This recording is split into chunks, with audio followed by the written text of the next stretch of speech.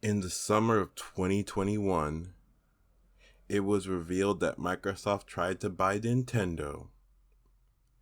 This obviously didn't work out. Think would be a very lucrative investment opportunity for a small Japanese company such as your.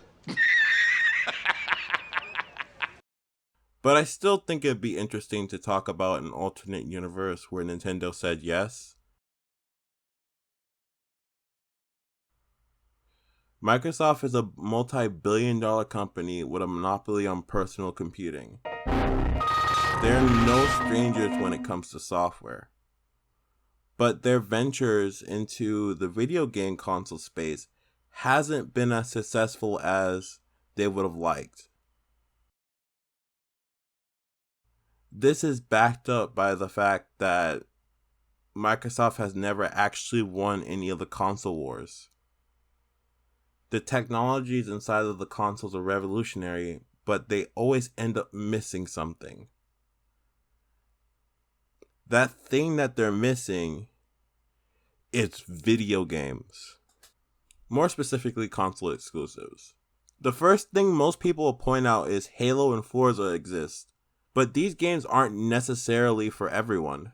What Microsoft lacks is all-inclusive first-party games. Nintendo is full of world-class game developers that focus on memorable experiences that anyone could pick up.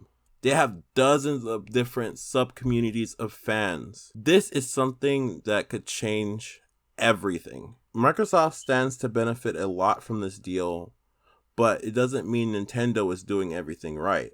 Nintendo seems to be stuck in the early 2000s at the moment.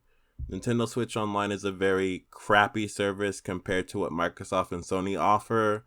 Nintendo is using peer-to-peer for a lot of their games, so it's very slow and not really secure.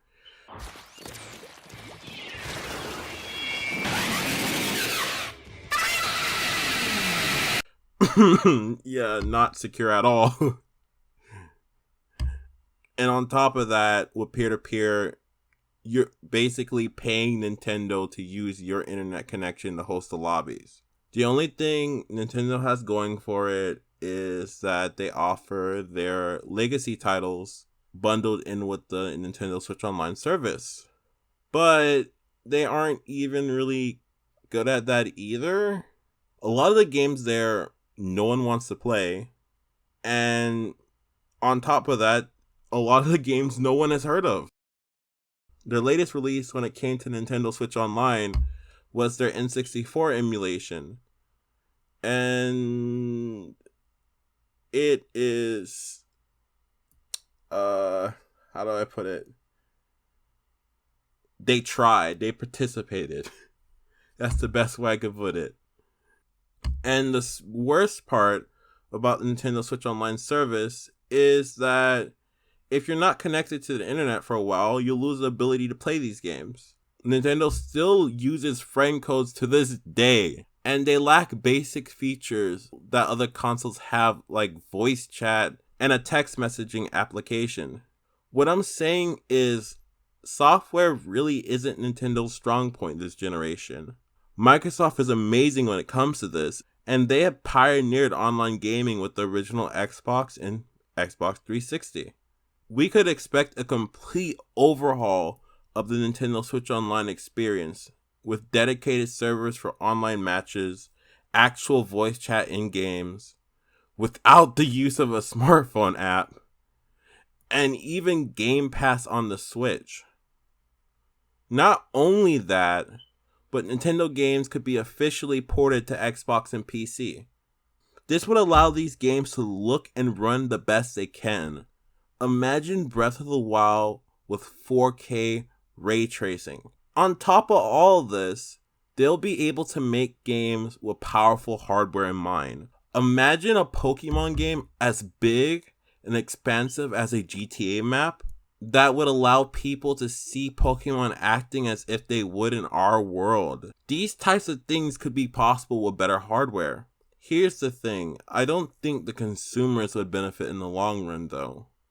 After this merge, Microsoft for sure would have a monopoly on the gaming market.